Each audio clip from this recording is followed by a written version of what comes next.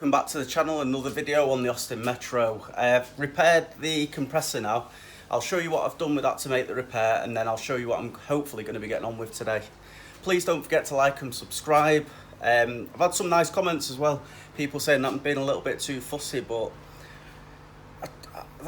unfortunately it's just the way that I am. I'm just trying to get it as good as I can.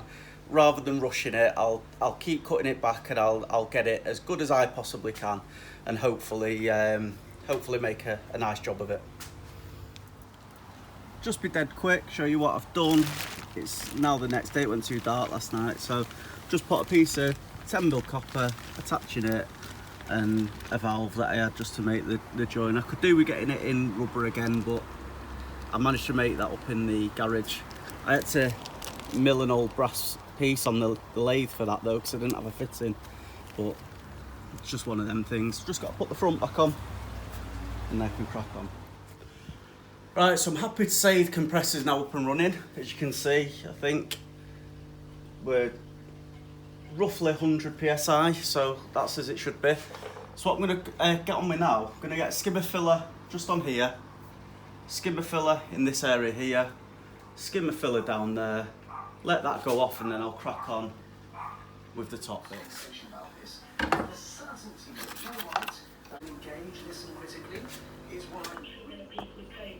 We're mixed, just got a skimmer filler on it, there and there. I'll leave that for a little bit, ready to rub it down. I'm going to start on this bit here. So as you can see, started on it last night, same on this side. Got this side down quite well actually. I think it was when I was trying to get to that little hairline crack there that I had an issue. So crack on with that. I'll show you where I'm up to in a minute.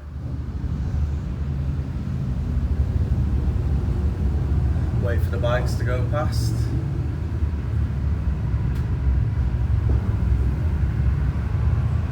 Bloody hell.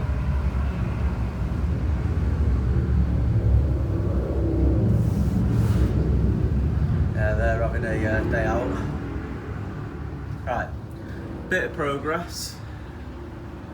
Got this filled in. Still need a little bit of filler. I'm actually going to leave a little bit of the ripple in there because that's where the original spot welds go. So just want a tiny little touch up there. Here, all filled and blended. A little bit of a low spot still there, which I'll sort, and a tiny bit of a low spot there, which is where the back bracket is welded on. This is filled across. You can see the steel through it, so you can see how thin the skim is, but there's still a small low spot there. There was a dent there originally, so I'll get that filled in. Up the top, been rubbed back, re-primed.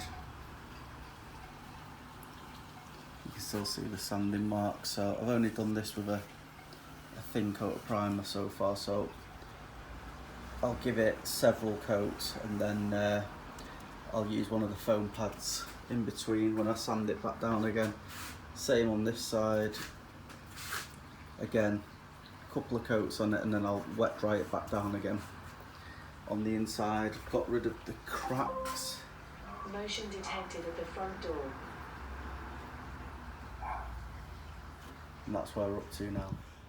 Let me show you where I'm up to now. So I've flatted this down a bit, and I've primed it again, put a dust coat on. That's all ready for basically wet flatting. I've been down here, that wants a dust coat on. There's a tiny little problem there where I've got a bit of water on it, so need to just flat that back, clean it all out, re-prime it, dust coat it, rub it down. Same on this side. The roof has been DA'd yesterday. I've re-primed these areas, but I'm actually going to put a thin coat of primer over the whole roof and wet flat it down. So I'll get that up to 800s, and I'm going to do the same on both the rear quarter panels as well. You can see panels straightened out now. On the front, I actually ended up taking this right back to bare metal, so you can see that's a lot better now. I'm gonna let that harden overnight. I'll give it a wet flat, probably with 600s, reprime it. Did the same on this side. This side, for whatever reason, just it's got some minor crack in there, and I did exactly the same thing with it as well. So again, I'll let that harden, flat it back. You can see where I caught it with the DA, so I need to feather that edge back out again, reprime.